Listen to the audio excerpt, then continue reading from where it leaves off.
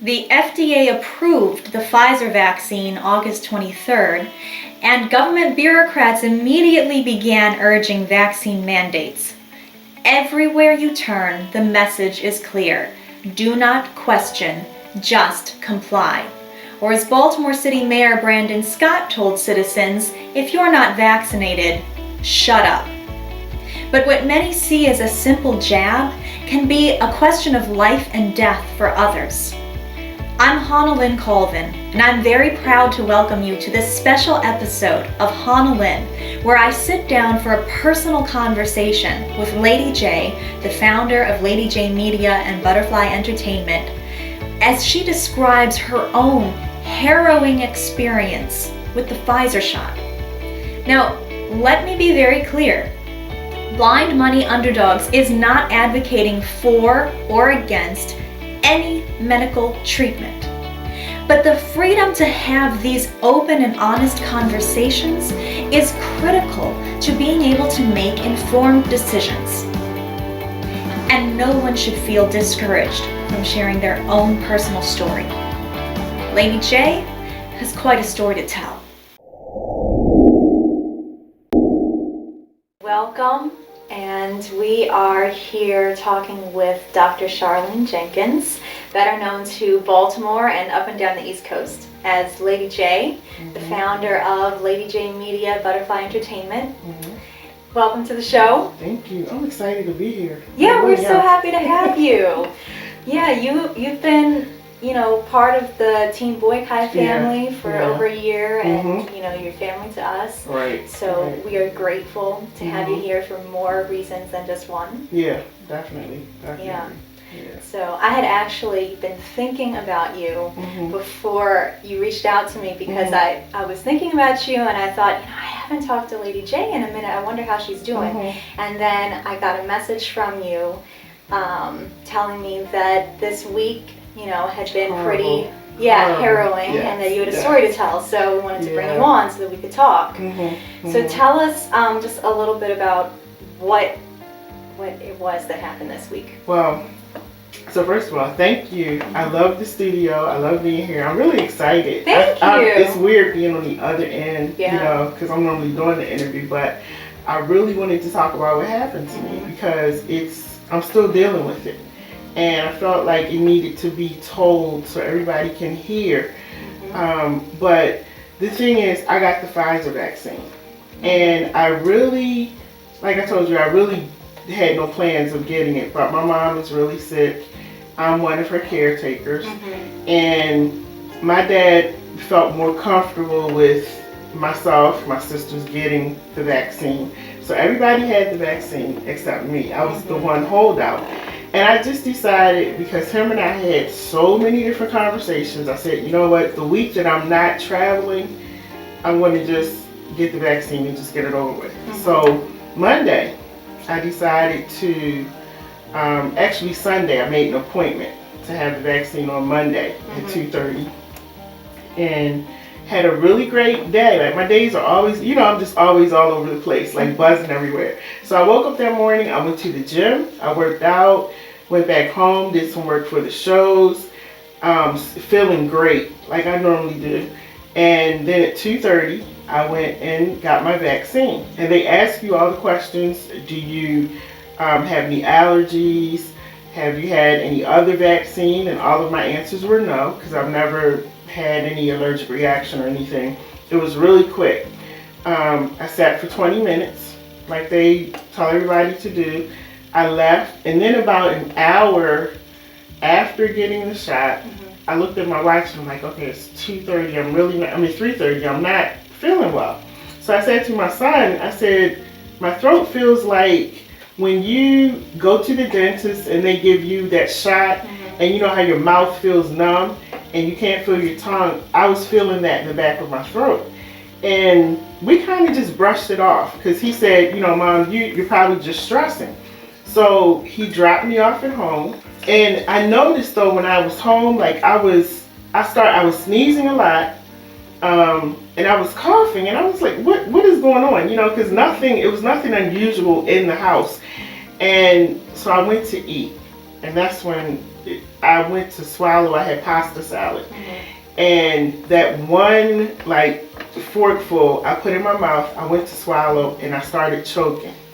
I felt like it had gotten caught in the back of my throat. So I'm there by myself, and I'm hitting the table, I'm hitting the wall, I'm coughing. And you have no idea what's going on, why this is happening. What's going on. Because like I said, it was just a normal day.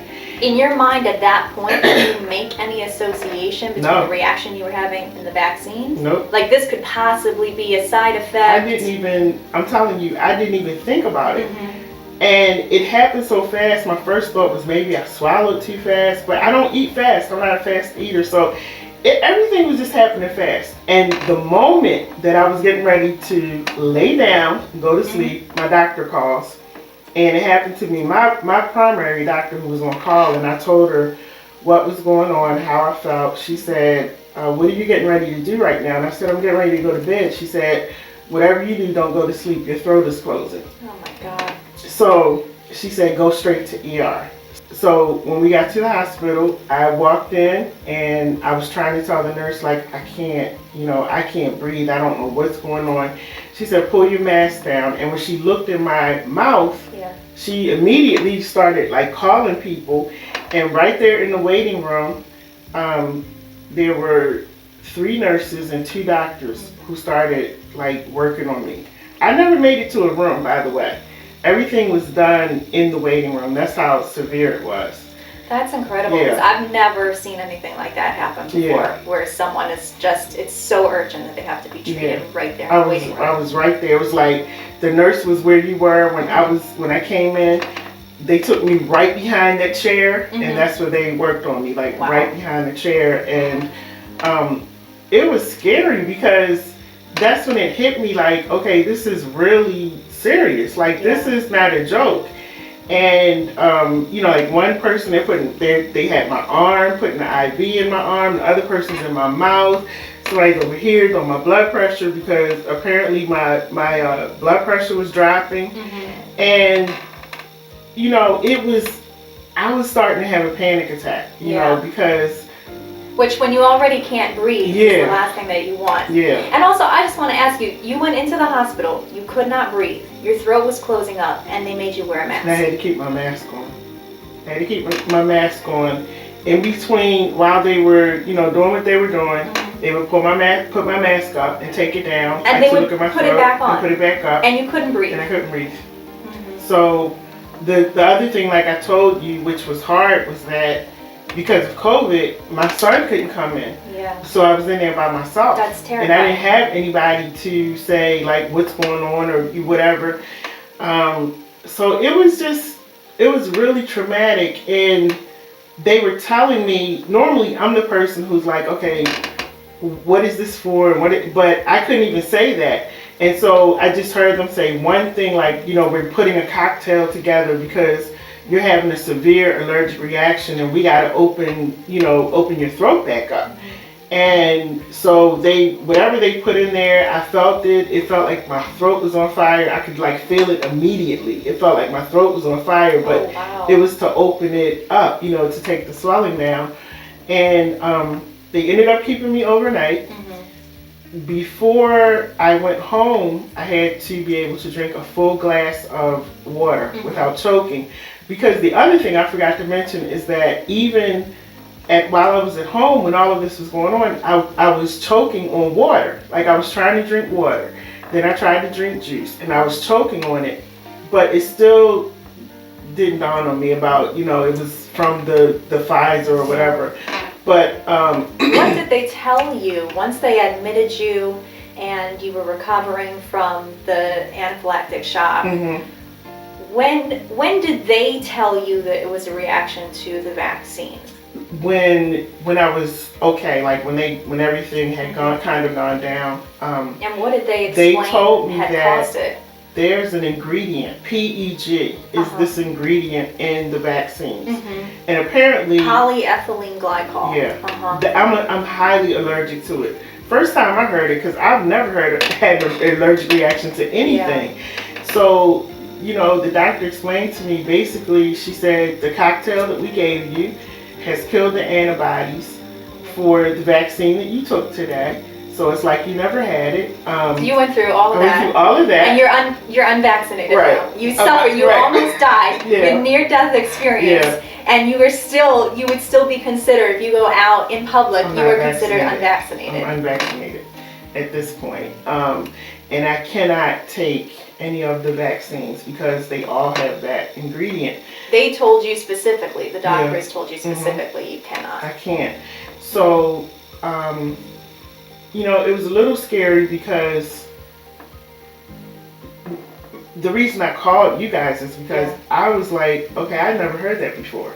I've never heard that. No. What I have heard, and the reason I reacted the way that I did while I was at home, is that everybody I talk to, and what I hear on the news is that, you have these side effects, get some rest, it'll go away after 3 or 4 days. You got to kind of sleep it off. So that's what I was going to do. I was going to go to sleep. If you had gone to sleep, I would have died. I would have died. Because, oh man, I hate saying that. I'm sorry, I hate saying that. But I would have died. Being in the hospital and them explaining to me that people have died from that reaction because they didn't get care right away. Because they didn't know. They didn't know what to look for. Right. They didn't know. When you got the vaccine, at the time that you got the shot, did they give you any information about that side effect or any side effects or anything to look for, anything to be cautious of, any reaction? No, they gave me a paper, and the paper was explaining that I had Pfizer. And it has the date when you come back, because that was the first shot, and it gives you the date for when you come back. They give you the little card saying that you had the vaccine. And basically that was it. I just want to bring awareness to it because I want people, I think the thing, HanaLyn, is that what bothered me is that I didn't get it because I wanted to. Yeah. I felt I was pressured into getting it. And I'm just really tired of people pressuring other people and asking you, did you get the vaccine? Do you have the shot? And as a matter of fact, the night that this all happened, my show was about, the vaccine. And it was something that I had pre-planned. I just happened to have the shot that day, but I was actually having a conversation about that. When you start asking me, do I have the vaccine? Have you gotten the shot? That's my own personal business. In the medical field, it's a HIPAA violation. So when you ask me that, that's not your business. And that's the conversation we were having that night. And now I'm at a point where my whole perspective has changed on this whole COVID vaccine. And I just want to say to people, let everybody make their own decision about it. So I think these are conversations that need to be had, because what we're hearing and what people are going through are two different things. Yeah. And so if we just talk about this one thing about, get the shot, hey, you're only going to be down for about 3 days, No, tell the real story. Put the real people in front of the camera who have gone through hell, and now they're trying to figure out, okay, now what do I do? Have you ever experienced or observed anything like the level of pressure that's being brought to bear on individuals to make a certain decision about their own medical health? I have never, and like I said, and you've worked in the medical field. I worked in the medical field for 25 years. I was on the front line. I wasn't even pressured that much. Where everybody is just crossing boundaries in your business, wanting to know what conversations you've had with your private doctor or what you've done. Have you ever seen anything like that? I've never seen it. And, we were told that we should get the vaccine when certain things came out. But if we didn't, we didn't. Well, we are so grateful that you survived that ordeal and that you're here with us, and just we appreciate that you reached out just on a personal level. And I mean, I'm so sorry that you had to go through that, and you're still recovering, and just take it easy, take your time. But it's an important story to be shared because, like we said, they're trying to shut down the conversations, and people need to be able to at least honestly discuss what the real impact of these vaccines potentially is. Right. LadyJ, where can people find you? Very easily, just go to LadyJmedia.com. That's the website. Well, thank you again. We appreciate you so much, and we are proud to call you friend. Thank friend you. of the show and just personal friend, Yes. and we're grateful to have you. Always. Thank you very much. I appreciate it. Yep. All right, God bless you guys. If you are vaccinated, your risk of dying from COVID-19 is 0.001%. But the vaccines don't prevent transmission. A recent article in Nature.com describes how research shows that vaccinated people carry viral loads that are just as high as unvaccinated people. Evolutionary biologists understand that vaccines can actually drive the evolution of more resistant variants. So, vaccination is about personal protection. It has no bearing on the protection of other people. Framing the decision to vaccinate as a measure of how good a person you are or how much you care about others is not only dishonest, but it's not rooted in the data. In Israel, where 78% of the eligible population is vaccinated, mostly with the Pfizer vaccine, they are now seeing one of the highest infection rates in the world. And 60% of hospitalized patients in Israel are fully vaccinated. Now, another study from Israel suggests that natural immunity is stronger than vaccine-conferred immunity. People who were fully vaccinated with the Pfizer shot were 13 times as likely to get COVID as those who were naturally immune. Yes, Pfizer is FDA approved. But when 1/3 of all FDA-approved drugs end up embroiled in some kind of safety event after they reach the market, and an average of 4,500 drugs and devices are recalled every year, an FDA approval should not be the final dictate that overrides individual medical autonomy. No one knows the long-term effects of the vaccines. Even now, Moderna has come under scrutiny because of recent data from Canada that indicates that the risk of myocarditis and pericarditis are higher than were originally reported. And we don't know what the effects are on fertility or on pregnant women. The WHO actually recommends against vaccination for pregnant women, and in the UK, the Institute of Obstetricians and Gynecologists recommends that women delay vaccination during certain stages of their pregnancy. Women and trans men were alarmed that the vaccine was causing sudden and abnormal menstruation. Women should be free to make these choices about their own reproductive health without government coercion. Ladies, do you really want Dr. Fauci to have the final say in your reproductive choices? At a time when trust in America's institutions is at near historic lows, we are witnessing a frontal assault on bodily autonomy in the name of science. It's not that Americans don't trust science. It's that they don't trust science that is being weaponized by an authoritarian government to exert ever-expanding control over their daily lives. The Department of Homeland Security issued a new terrorism advisory, identifying opposition to COVID measures as a potential terror threat. Public figures and officials are feverishly describing making life as unpleasant and as unsustainable as possible for those who are unvaccinated in order to break the resistance down. And just recently in Chicago, a mother lost custody of her child solely because she was unvaccinated. This degree of medical tyranny is alarming.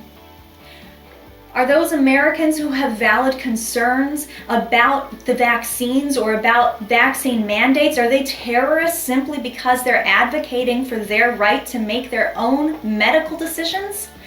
Are Americans like LadyJ who cannot be vaccinated, Should they be shunned and ostracized from public life? Are we a society that elevates an obsession with safety over every other value, over common sense, decency, compassion, and above all, over the right of free individuals to exercise their own reason and personal responsibility to make the choices that they see fit for their health and well-being? I'm HanaLyn Colvin, and I want to thank you for joining me on this episode of HanaLyn, a Blind Money Underdawgz production. And I look forward to seeing you on the next episode.